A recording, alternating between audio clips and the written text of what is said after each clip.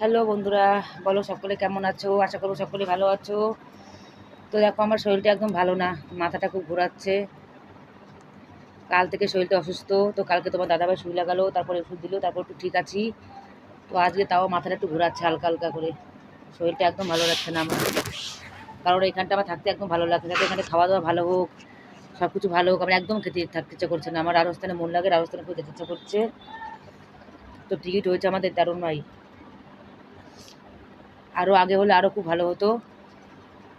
এখানে সত্যি কথা বলছি, এখানে থাকতে আমার একটু ভালো লাগছে না। যেহেতু আপনারা একটা কথা বিবেচনা করে দেখবে, ঠিক আছে? কথাটা ভুল বলছি না আমি। না থাকতে না থাকতে পারার কারণটা শুনো আপনারা।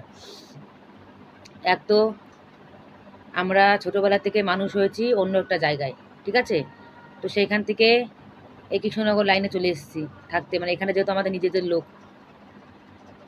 তারপরে এইখানটা ছোটোবেলা থেকে বড় হয়েছি, তখন তো ভালো লাগতো। সত্যি বলছি, যখন ছোটোবেলা থেকে এখানে বড় হয়েছি একটু, মানে যখন ছোটোবেলাতে বড় তো ওইখানটা হয়েছি, তারপরে মা যখন আমাদের সত্যি কথা বলতে 9-10 বছর বয়স, তখন থেকে 9-10ও না, 11 বলতে পারো, 10-11 বলতে পারো। যখন 10-11 বছর বয়স, তখন এখানটায় মানুষ হয়েছি, মানে একটু বড় হয়েছি। 14-13-14 বছর হয়েছে এখানটায়। তারপর যখন আমার 13 বছর বয়স হলো, আমার তো 13 বছরে বিয়ে হয়েছে আমার। যখন 13 বছর বয়স হলো, তখন থেকে আমার বিয়ে হয়েছে।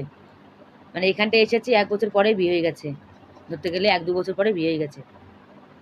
তারপরে বিয়ের পরে সোজা চলে গেছি রাজস্থান। আমি শ্বশুরবাড়িতে এসেছিলাম মাত্র 3 দিন কি 4 দিন ছিলাম। আমার শ্বশুরবাড়ি আমাদের বাড়ি অতটা দূর নয়, একদমই মানে আধা ঘন্টার মতো লাগে যেতে আসতে, একদম কাছাকাছি। তো তারপর বিয়ের পরে চলে গেলাম পুরো রাজস্থান, সোজা রাজস্থান। তো রাজস্থানে মানে বিয়ের করার পরে চলে গেছি প্রায় 13-14 বছর তো হয়ে গেল রাজস্থানে রয়েছি আমি। তো বলো, সেখানটায় মন লাগবে না এখানটায় মন লাগবে, সেটা আপনারা বলো। বিয়ের পরে যদি আমি শ্বশুরবাড়িতে থাকতাম, নিজেদের দেশে থাকতাম, তাহলে তো এখানটা মন লাগতো। কিন্তু এখানটা তো আমি থাকিনি, আমি থেকেছি রাজস্থান। বিয়ের পর থেকে বেশিরভাগটা সময় মানে ধরতে গেলে রাজস্থানেও সময় কেটেছে। তো ওই জন্য ওইখানটায় যতই কিছু না পাওয়া যাক, যতই জলের অভাব হোক, কিন্তু পয়সা টাকার কোনো অভাব নেই, সত্যি কথা বলছি। ওইখানটায় পয়সা টাকার কোনো অভাব নেই। লক্ষ্মী মা আমাদের ভরে ভরে দেয়, এটাই অনেক। লক্ষ্মী মাকে অনেক অনেক মানে একটা, ঠাকুরকে তো ধন্যবাদ দেওয়া যায় না, তো লক্ষ্মী মা আমাদের ভাগ্যে লিখে রেখেছে, লক্ষ্মী মা আমাদের ভরে ভরে দেয়। মানে যা দেয় তাই নিয়ে আমরা খেয়ে দিয়ে ছেলেমেয়ে নিয়ে ভালোই আছি, ঠিক আছে? আর মানে জন্ম যত এখানটায় হোক, বেশিরভাগ সময়টা আমার রাজস্থানে কেটেছে বিয়ের পরে। ওই জন্য যত এখানটা রাজস্থানে গেলে এখানটা আসার মন করে, একটু শাক সবজি খাওয়ার জন্য ইচ্ছা করে। যখন শাক সবজি খাওয়া হয়ে যায় তখন আর এখানটায় ভালো লাগে না, সত্যি সত্যি বলছি। যখন শাক সবজি খাওয়া হয়ে যায় তখন আর এখানটা একটু ভালো লাগে না। যেহেতু শাক সবজি খাওয়ার ইচ্ছা ছিল, 2-3টে শাক সবজি এই বছর আমার অতটা খাওয়ার ইচ্ছা ছিল না, কারণ একবার 3 বছর পরে বাড়িতে এলাম। ওই 6 মাস আগে এসেছিলাম, একবার এসেছিলাম। তো তখন আমার অনেক কিছু খেতে ইচ্ছে করছিল, কামড়া, কদবেল, হেলেঞ্চা, তারপরে কমলি, তারপর বিভিন্ন ধরনের শাক।